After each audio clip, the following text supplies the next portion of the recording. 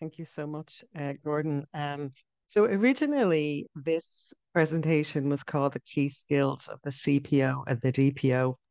And the problem with that is that we all know only too well that, in fact, privacy is being led by many, many different functions beyond the CPO and the DPO.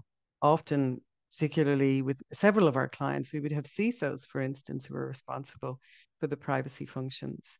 We'd also have chief financial officers who are responsible for the privacy function. And then in larger organizations, we've got privacy champions and privacy officers who are responsible. So we changed it to be instead of key skills of the private of CPO and the DPO to be the key skills of the privacy leader. And then in order to kind of say, well, where do we stop? I kind of distilled those down into eight, what I believe are the most important or the critical skills of the privacy leader.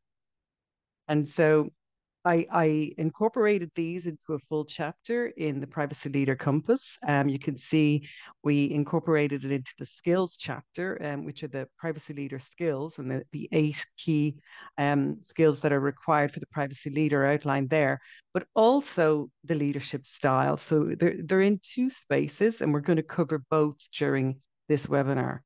So it's not just about the skills that you need, but it's about the style of leadership that you show as part of those skills.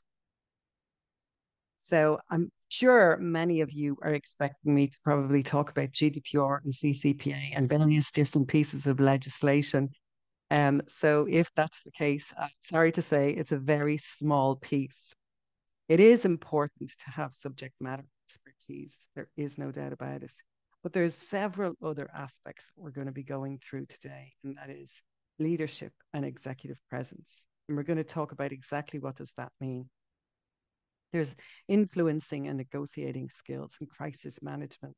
This is unfortunately part of the skill that needs to be newly learned by the privacy leader, and that is how to negotiate the politics of trying to get budgets and the crisis management associated with data breaches.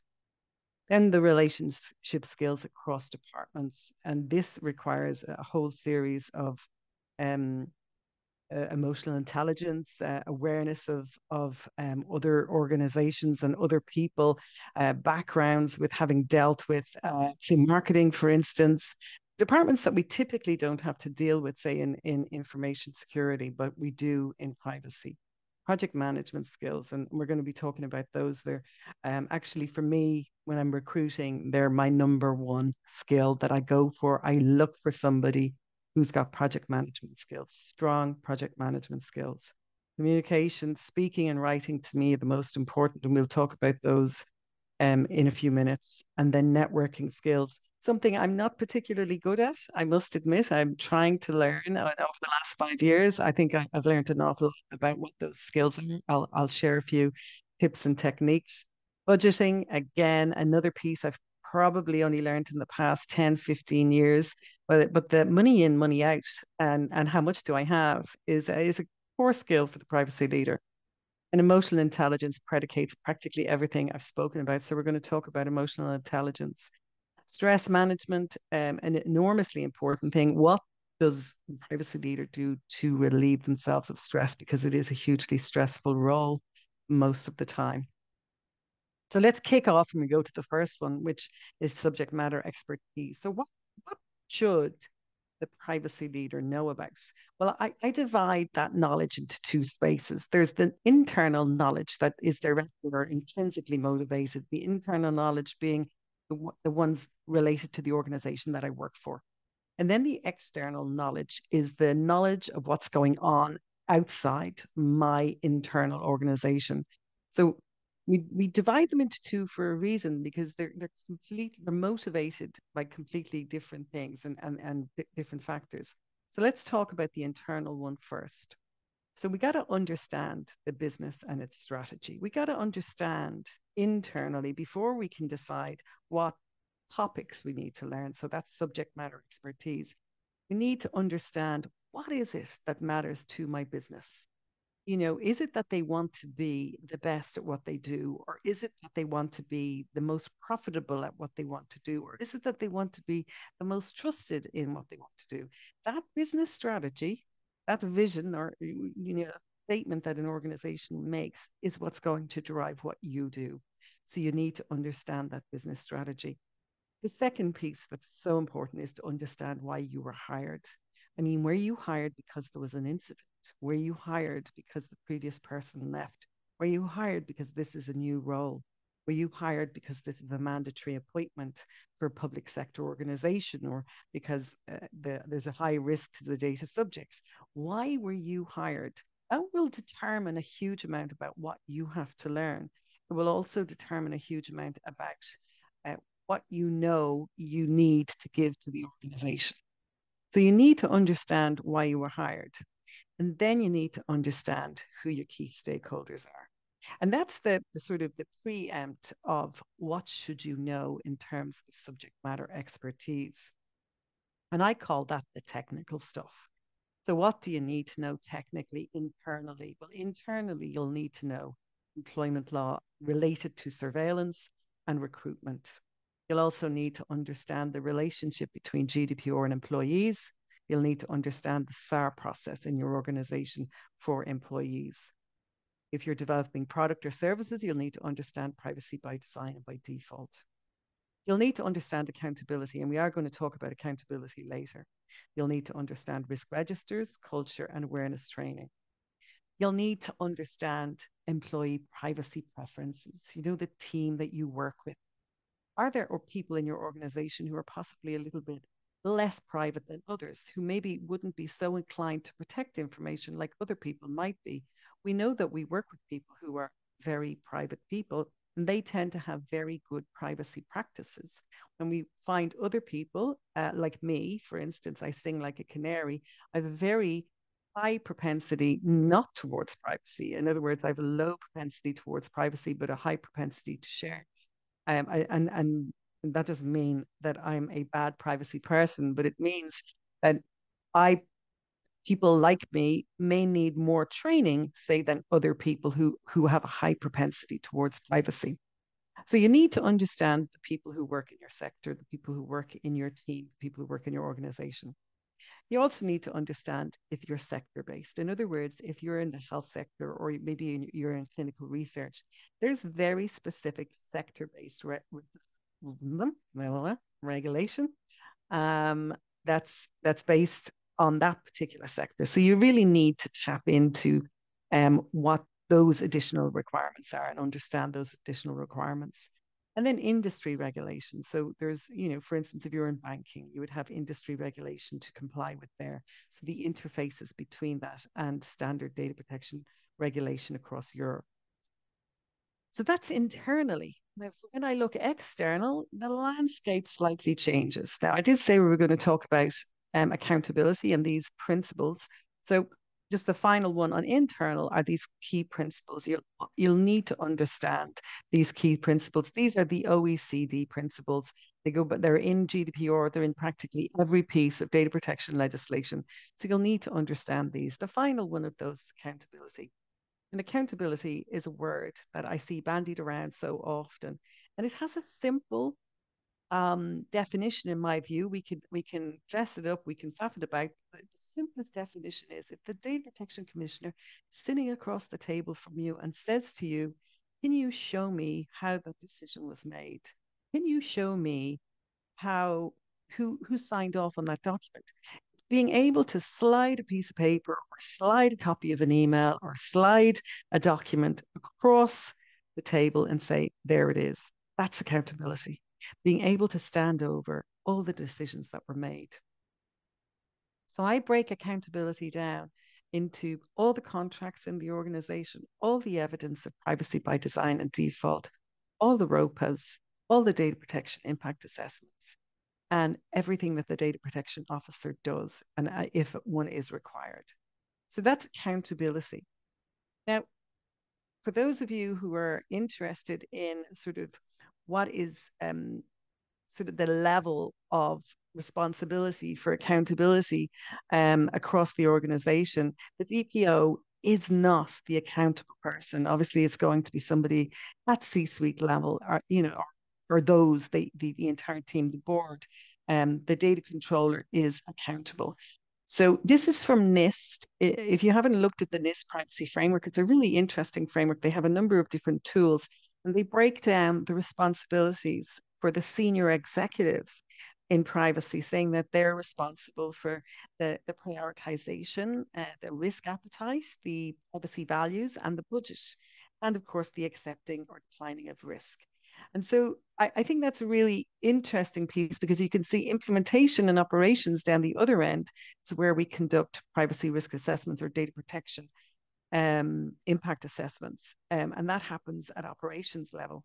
And then in the middle is the allocation of budgets and the developing of profiles. But really, the two that we're interested in is who does the doing and who does the oversight. And the senior privacy leader is going to be the oversight person and is very rarely the doing person. Excuse me. And then we need to understand the rights of individuals. So, they're outlined in GDPR, but these are the rights that we're going to have to meet in our privacy by design. These are the rights that we're going to have to meet in our subject access requests. So we need to understand those rights and how they relate to the data subject and how they relate to the risks to the data subject. So when we look externally, what subject matter expertise do we need when we look externally? Well, we need to understand the business and its strategy. We've already covered that. We need to understand why you were hired. We've covered that. Key stakeholders. So who impacts you the most? That's what you need to understand. And externally, we know because we've connected to those individuals within our organization intrinsically. So we know the internal piece, but externally, who impacts you most. So what you really need to do is to understand who those stakeholders are. And the biggest one that's going to impact you, I believe, is going to be that policymaker, that supervisory authority. So that public service element, the individuals, the data subjects themselves, who are your consumers, and civil society. That is, it's the attitude that people have towards privacy, which we all know is increasing. And so there's various different stakeholders that we have to think about, our business partners, our third party providers, etc. So we need to think about those and understand our relationship with those entities. And then technically, again, it's always a word I use, the technical piece we need to understand. We need to understand GDPR and all the other data protection and non-data protection regulations that affect our organization and our relationship with those other stakeholders, because they could be in other jurisdictions. We need to understand cross-border transfers, and that may require us, depending on the jurisdiction, to understand transfer impact assessments, SCCs, BCRs. If you don't know the difference between them, you really need to learn the difference depending on your organization, the size of your organization, and the way that your organization interacts with other organizations. The STAR process, then, you need to understand the STAR process for external customers, not just internal customers. Now we're moved to the external customer. And that will require, obviously, policies, statements, notices, all to be updated to integrate to the external customers.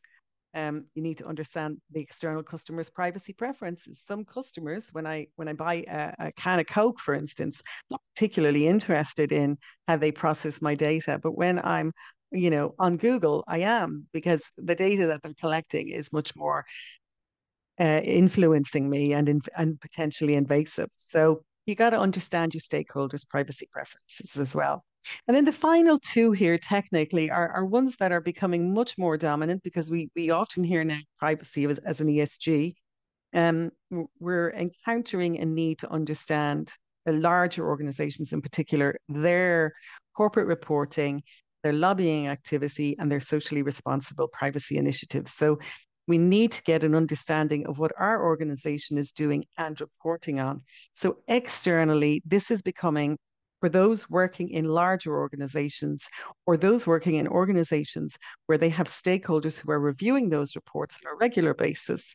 And in those situations, we need to understand what's being reported in those reports. And that means getting into bed with, and I mean that obviously metaphorically, getting into bed with the marketing department in finding out what reports they're writing. But we'll go into that in a few minutes. So again, on subject matter expertise, just to say, you can hire anybody to do a DPIA. You can hire your subject matter expertise. You can engage it from the outside. You can get a contractor. You can get a third party to do it. But you actually need to know, when does one need to be conducted. That's the most important piece. You can't abdicate your responsibility for knowing a certain amount. You also need to understand the values that are motivating the conducting of one if you don't have to do it, but you've decided that you want to. Do you want to do one because you believe that your consumers value it? Do you want to do one because your organization says it's the right thing to do? You need to understand the values of your organization. And then personally, as a leader, I think you need to be able to demonstrate your expertise, not just for yourself, but going forward. I think it's important for all of us to be able to demonstrate our expertise. We may not be working in the same organization forever and ever, especially if we're working in large multinational organizations. There can be a tendency for a lot of turnaround on staff in those organizations. So we may not be working there. So how do we demonstrate that expertise now and going forward? And it's an important related aspects. How do we stay relevant? So what are you doing to maintaining those skills that you have, that expertise that you have amassed? And staying relevant is so important, not just for mental well-being, but also for continuing our ability to remain employable and having those skills that are up to date. So I think pull together ways that you can stay relevant if you find that you spend so much time working on the day to day, but you have so little time to engage with anything else. I would say set goals. So set goals for the things that you want to learn. You may not have time to do them yet. Set the goals to begin with. Goals are just a really good starting point. And if you do have expertise, well, then promote that expertise on social media and try to engage in speaking about it. Try to engage in writing about it on what you do know. So engage as an expert in the area that you do know. Undertake exams, and I'll go through exams in a few minutes. There's something you don't know, and this is actually an important aspect of how I've often amassed knowledge. Is if I don't know something, I will decide, I'll set the goal that I want to know something, and I will write an article about it, because if you write an article about it, I will learn about it. So it's about amassing new knowledge by making a goal of saying, I want to be able to write an article, or I want to be able to write something or speak about something. And I'll use that to drive the goal. Attending conferences is also a really, really good way. And aligned to that, you can also respond to calls for papers, calls for speakers. If you apply to them, you get opportunities to again stay relevant. So keeping yourself as up to date as possible by attending conference, by speaking at them. And then finally, one of the things I think is important, particularly if you're long in the tooth, is volunteering to give back to your community. So, volunteering with the likes of ISACA, IAPP, ISC Squared. There's a number of different organizations that we can give back to from a privacy perspective, the Association of DPOs. And we can give our time to helping those help other newcomers into the industry. So I think it's a really good way of staying relevant again as well. So they're just ways of staying relevant. So the qualifications, I'm just going to quickly go through these qualifications so that we know what they are. But they're CIPT, CIPM. That's from IAPP. We've got CDPO. In Maastricht University runs a week-long course. If you have, I've heard so many good things about this course. A lot of people raving about it, that it just really gives you a good sense of what the DPO should be doing and how to do it. King's Inn run a number of courses throughout the year, all of them excellent. Then we've got the standard CIPP across the board, US and South America, Europe. CDPSE is the privacy qualification from ISACA, and then CISSP, although it's cybersecurity, it has a lot of privacy elements in it. And then PMP, which is the project management I think project management is vital skill. So being able to demonstrate that expertise is important. And of course, it makes, any of the legal standard university degrees with specializations in data protection go without saying. Things to think about for the future, I think, are AI regulation and frameworks, privacy frameworks like NIST, Digital Safety Act, and the various different safety codes that are going to come from that. Digital Markets Act for the big players, DORA. We've seen a lot of things coming out about DORA at the moment and NIST too. And these are things to think about, but I'm saying that whilst they're not necessarily privacy, they will have huge interactions with privacy. So I'd be looking at sort of AI regulation, privacy frameworks, anything that'll give me sort of an understanding, any education or training will give me an understanding in those spaces. Next up, communication skills. So communication skills are essentially divided into four different categories. And so this is from Forbes. We've got reading, we've got listening, speaking, and writing. Now, two of them to me are the most important, and they would be speaking and writing. So, written and verbal communication challenges. Do you proof before you post? Do you head to anger first and then you go to calm? If so, wait 24 hours before you write. I tell everybody in my organization this, wait 24 hours.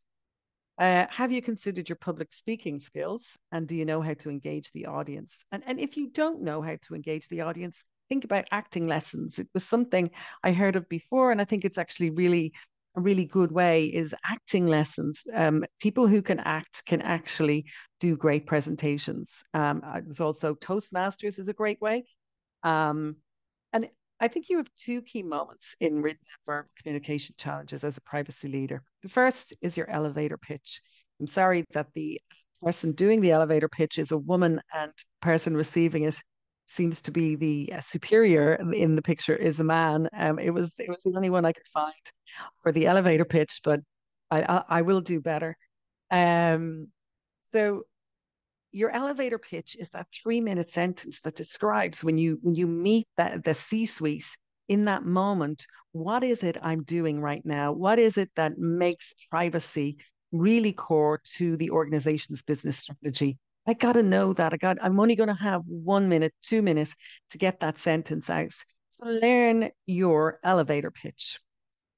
And then the executive summary. This is something I struggle with. I struggle to find good executive summaries. If you will Google executive summary, you will see exactly how to write an executive summary. It's formulaic. Learn how to write an executive summary. This is all the C suite are going to read. So learn how to write an executive summary, and it will change how your reports are interfaced with. So it's really, really important, in my view, those two key skills. And then death by PowerPoint. Now, we've all been to the presentations where it's death by PowerPoint. It's one PowerPoint bullet point after another, and I think use pictures and bullet points and videos. Use everything that you possibly can to engage with your audience. So picture tells 1,000 words. It shines a light on things that you want to communicate. So find a picture that communicates what it is you want to communicate. A bit like my elevator pitch, maybe try and find one that's also diverse.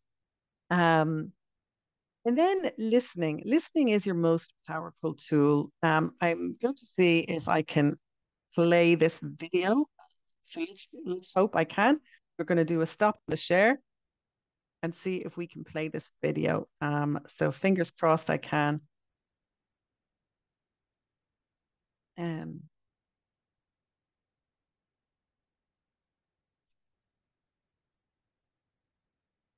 share. Share.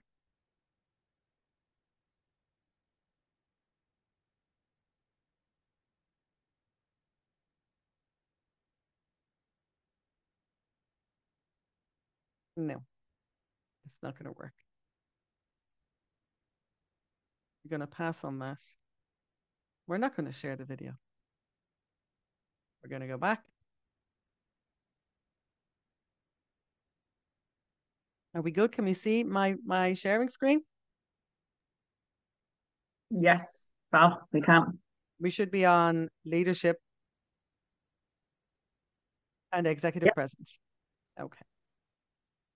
So now leadership and executive presence. So this is from Forbes. It's the 16 behaviors of executive presence. What exactly is executive presence? You could take this 16 behaviors and you can analyze them, but really Forbes summarized it in it's the ability to project gravitas, confidence, poise under pressure, and decisiveness. And it seems to be core characteristic, according to more than two-thirds of the executive survey, the executives that they surveyed, that it's a core characteristic of successful C-suite members. So whether executive presence is naturally cultivated or whether it's something that you can develop over time, we do know that it's crucial when it comes to successful leadership. So it ensures leaders can command a room, capture attention. It has the ability, they have the ability, they can demonstrate the ability to influence the important decisions and outcomes, and they project confidence and charisma, and they communicate clearly and speak well. So we're going to talk about executive presence when we talk about emotional intelligence. We're going to play a little game. So emotional intelligence, mentoring and coaching is the next one. So many of you will have probably come across emotional intelligence in the past. We have three different kinds of intelligence. We have our personality traits, which can be intelligence based. We have our IQ, which is intelligence based. And then we have our EQ, which is our emotional intelligence. And in the center of all of this is a successful leadership. Our success is dependent on these three intelligences all working in equilibrium. So let's play a game. Do we think that this man has a high level of emotional intelligence? Just want you to think about it. Normally, in a classroom environment, we'd be roaring a yes or a no. But the answer is he has no intelligence in the persona that he orchestrates in the work environment because he loses his temper, because he's rude and obnoxious. But I'm sure that the individual who's the actor behind it, the real Gordon Ramsay, is not that individual. Who knows? One doesn't know. So we have to assume that that is the real him. Then we have the beloved Bill Clinton. So we know that he has high levels of emotional intelligence. He reads the room, he can network a room, he can make everybody feel in that room like he's listening to them. Perhaps he should have more self control in situations in the White House. But we know that he does have a high level of emotional intelligence, and he certainly has executive presence. When Bill Clinton walked into a room, everybody would sit up and say, "It's Bill Clinton." Um, Here's another one. I'm sure you're all shouting, definitely no. Um, but actually, one wonders, he has an agenda, he achieves his agenda, he knows his audience, he doesn't lose his temper, he does say stupid things. Um, I would say he's not great, but he's not the worst either on emotional intelligence. And he definitely has executive presence. David Beckham, does he have high level of emotional intelligence? Does it matter? That's what I say. Does it really matter? But he does. We know, we never see David Beckham lose his cool. He's very warm.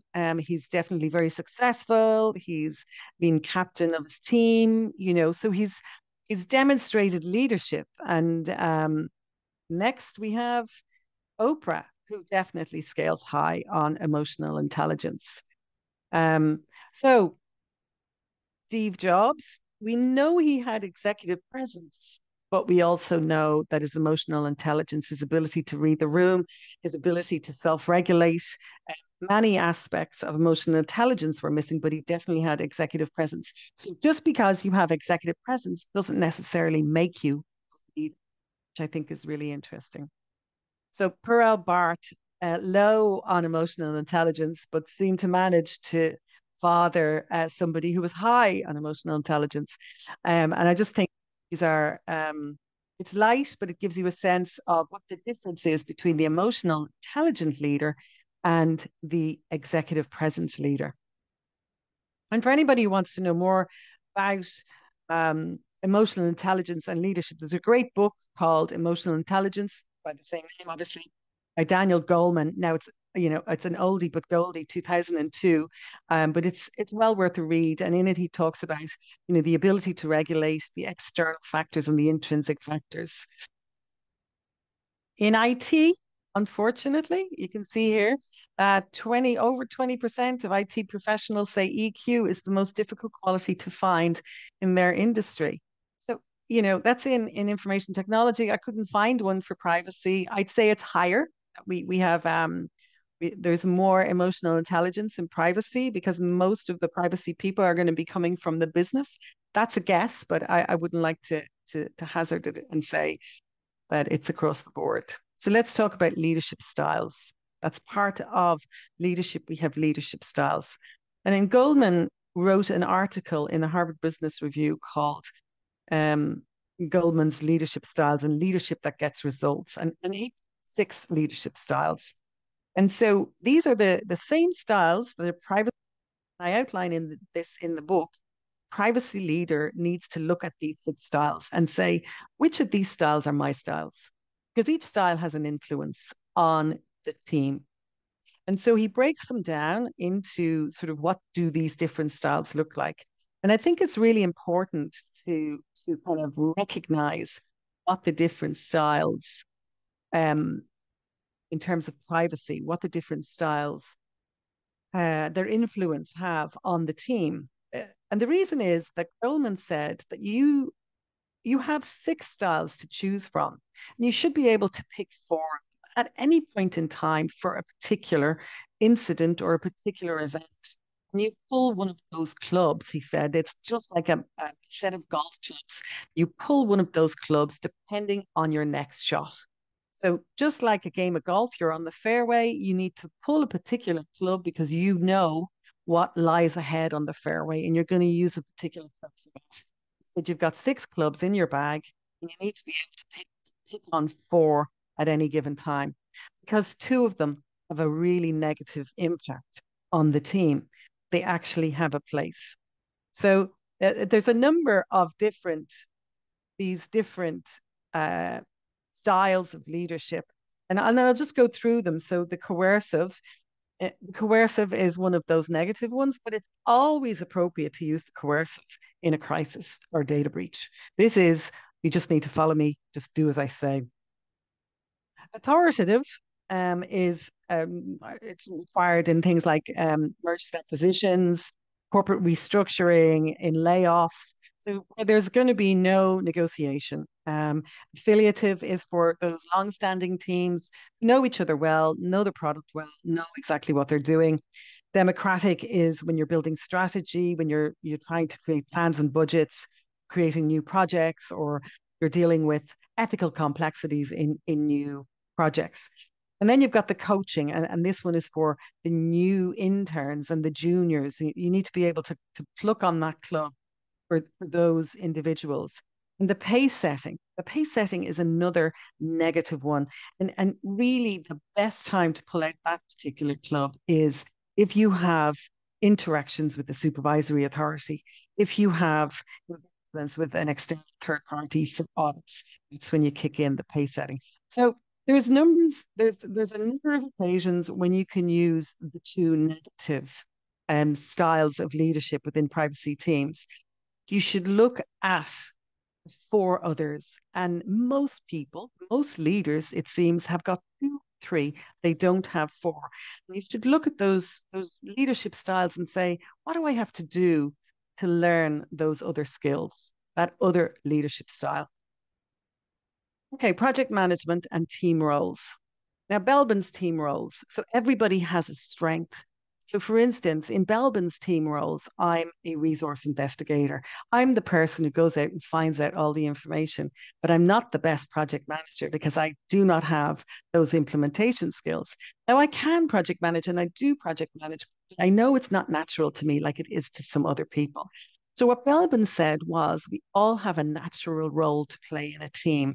What we need to know is what is our role?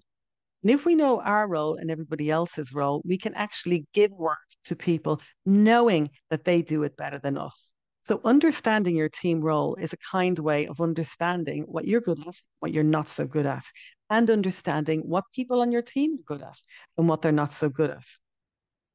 So, Belbin's team roles is a really good way. I believe I've used Belbin's team roles in a number of different team projects that I've undertaken. And it's really, really interesting to be able to see who is the finisher, who is the person that's going to look at the detail, and then who is the creator, who is the leader, the person who thinks but actually doesn't do as well as other people do. And we need to have at least, if there's four quadrants, at least one from each quadrant to have a really successful project and a really successful team. In the book, then I outline what role is best suited to what privacy activity so that depending on the size of your team, you can determine what exactly are the roles that I'm missing, because what roles are really good at doing what parts of privacy. If you want to do multiple data protection impact assessments, you want to make sure that you have somebody who's a complete finisher and somebody who's going to be a team worker, an implementer, somebody who's going to do the hard graft. And then networking skills. We're nearly there. Um, Networking is really difficult. I'm not going to lie. I'm not a comfortable networker. One of the things somebody has recommended to me about 3 years ago was know who you want to talk to before you arrive. Look them up, check them out. My 17-year-old, if you meet my 17-year-old, she will have Googled you within 10 minutes and tell you exactly what you have on your Facebook page, exactly what you have on your Instagram. She knows everything that she needs to know about you within minutes. If she can do it, so can we. So, look them up, find out what they've been up to for the last 6 months, read their book. What's your personal brand? What's your organizational brand? Do they align? You need to understand who you are, and is that aligned with who your brand is? Maybe you're about social values. Maybe you're about social privacy, and maybe your organization is not. So, do they align? And how are you communicating your brand? And you need to look at how you're communicating your brand in order to do that networking. And knowing how to cruise a room, it's a really difficult thing to do. How to leave a conversation discreetly. I recently learned a key technique, which was when your glass is empty or your beer is half gone, you can use that as a moment to leave the conversation. If this conversation isn't one you actually want to be part of in a networking environment. And it's very important to be able to do that. And knowing how to introduce yourself and your product or service. And that's back to your elevator pitch. What is your organization doing? And do you just say, we make widgets? Or do you say, we provide value to the widget industry and their clients by making widgets? So you need to find a way to introduce yourself and what you do and what your organization does. Stress management. Stress management is so important. And how do you practice stress management and stillness? Stillness is something that we neglect all our lives. And our parents didn't, in fact. My mother knitted, they did the rosary. It was various different things that provided stillness that they needed. But how are you providing stillness? Golf, for instance, it's stillness. It doesn't matter how you achieve stillness, but it's how do you empty your mind? I do Tai Chi. I'm a Tai Chi practitioner. That's how I do stillness, and it's through movement. Stillness is stillness of the mind.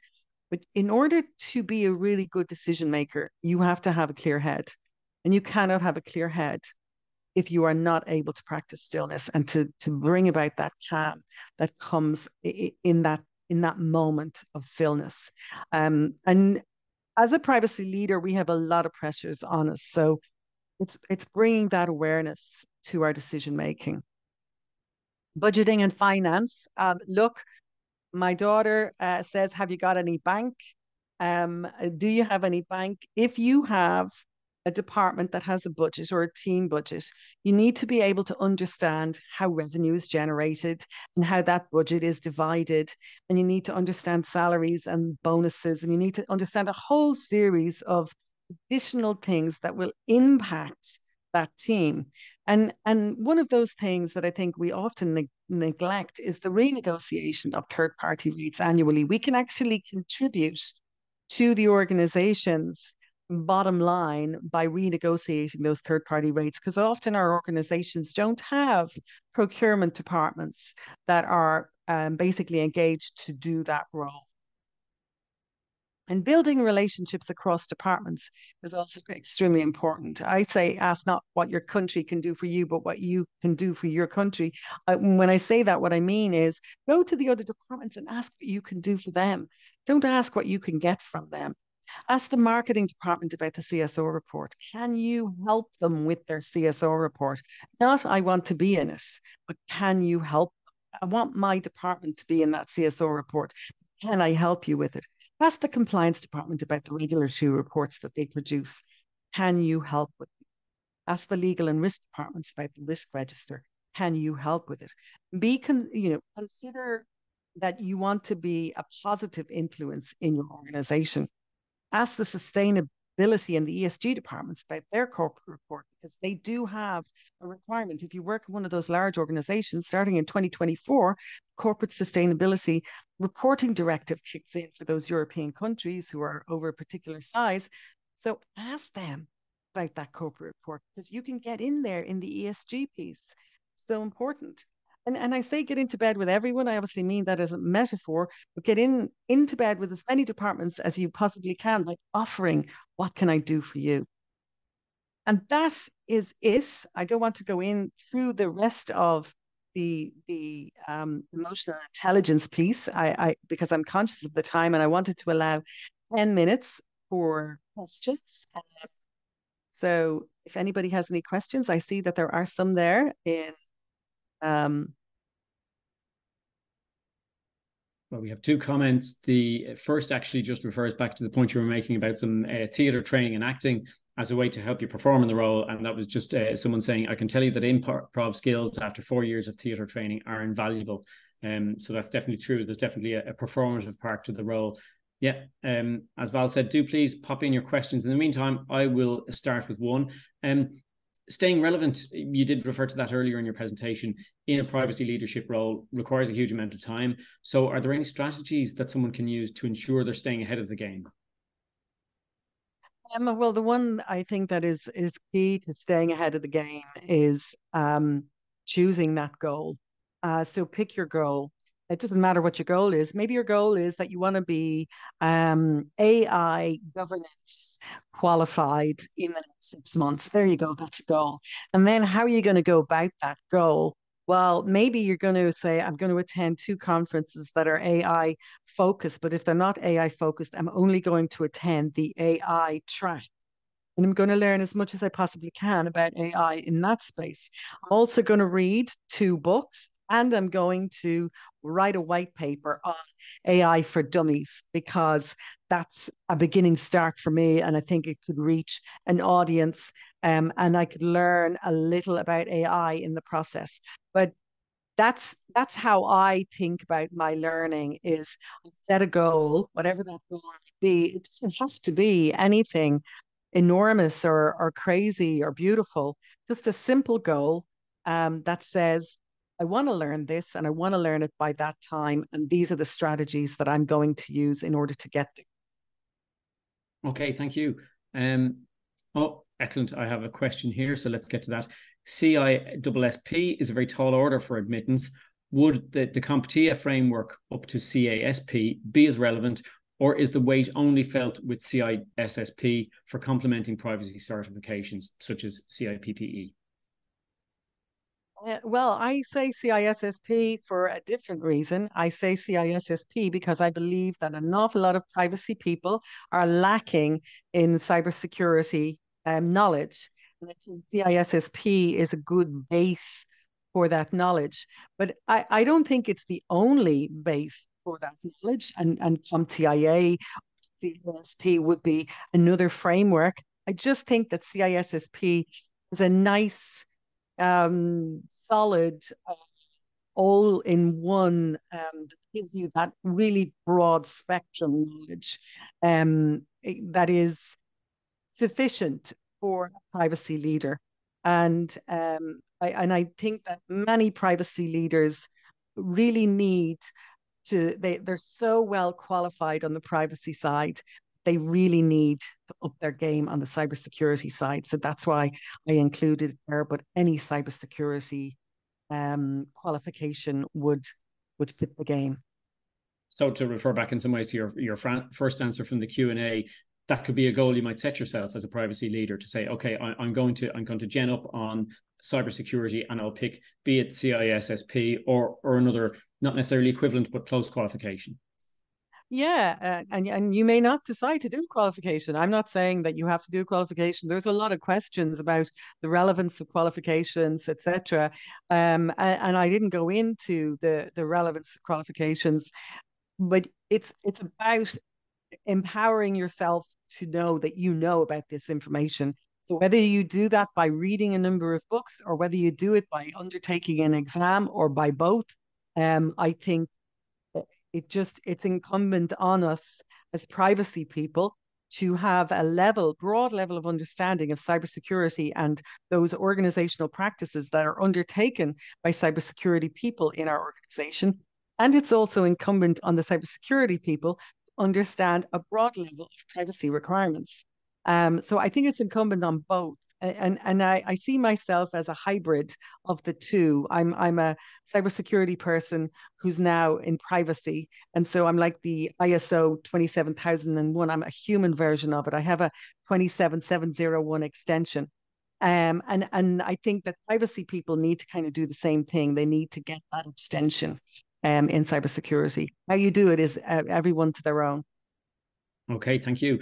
And you mentioned, obviously, in your presentation, there are 8 kind of fundamental building blocks, if you like. Do you have any opinion on which is the most important qualification for a privacy leader to have?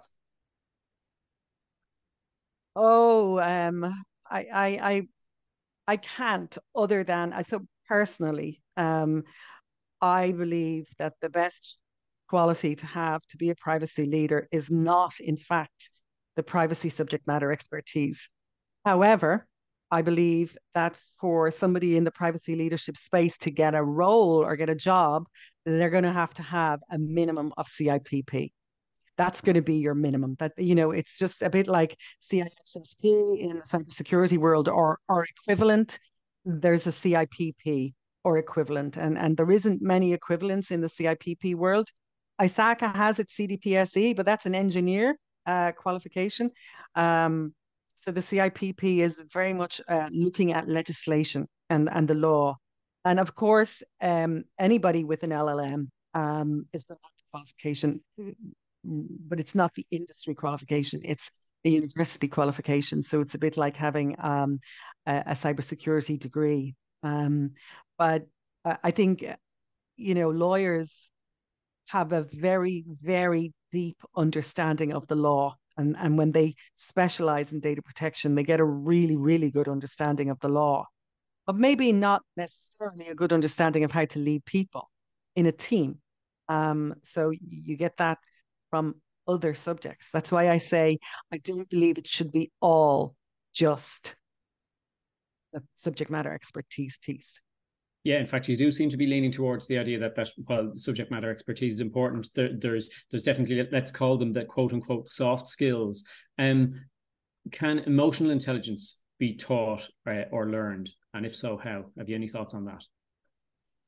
Oh, it's a great question. I would say my experience has been that people can learn to be more self-aware and to be more empathic and to be more, insert emotional intelligent word here, but that they have to come from a point that is actually emotionally intelligent, that there's a starting point. And I think many people, you'll know them when you interview them. When you've done so as many interviews over the years of interviewing candidates, you'll know it straight away. You know, someone who is emotionally intelligent will read the room. They'll take their time about talking and answering questions. They'll think before they speak. Um, there's there's a number of different ways to see that, and somebody may not be brilliant at it, but you know that they can learn. And so you just know that somebody has it to learn more. But I think they have a starting point. So I've often come across people who, oh, I feel would have little or no empathy. They don't understand empathy, but they sympathize and they think that sympathy is empathy, but it's not the same thing at all. And I think the understanding of empathy is something. I don't know if it's something you can learn. I actually don't know. I'm not an expert in the field of empathy, so I can't really answer that question in truth. But I would say that you know that people have a starting point, and I'm not too sure if that starting point isn't high enough if you can go back and train somebody from scratch. Okay. Well, just in the brief time we have left, one final question, and let's move maybe to the harder skills. I'll pick up on something you mentioned quite early on in the presentation, which is that you always look in interview situations for people who have very strong project management skills. Can you just give a very brief answer in the time we've got left as to why you particularly value those? I can't teach them. That's probably they're very, very difficult skills to teach. So I can teach somebody how to do a DPIA. I can teach somebody how to understand GDPR. I can teach somebody a piece of legislation. Absolutely. If I have the emotional intelligence pieces in play, but it's very difficult to teach somebody project management skills if they're scattered. So I choose and select project management as my baseline, and I can add data protection or any kind of skills on top of that in terms of subject matter. And I would say that on the data protection side, on the cybersecurity side, it's not as straightforward. If I look at, say, for instance, a pen tester, I know that I may not need the pen tester to be a project manager because I'll just give them one job. So it's not exactly the same thing. But definitely on the data protection side and in the consulting side, you're running with multiple projects. So I need you to be able to manage those projects. Yeah, so it's not so much point and shoot with one particular task or goal. It's about being able to take a wider view and keep several plates spinning at the same time. So we want a self-aware, empathetic, organized individual, I think makes for a good privacy leader. Would that be fair to say? I think it's a pretty good summary, yeah. Excellent stuff. Okay, with that, we're almost at the top of the hour, and I see we've no more questions. So let's wrap up. Val, thank you so much for your time and for the Thank you, presentation. everybody. It was excellent. Thank you to everyone who attended. Just a quick note as well, our next webinar, the key steps to protect your business from cyber threats, that's going to be presented by Brian Honan, free to attend on Thursday, the 7th of December at 3 p.m. And we'll hope to see many of you there. Thank you all so much.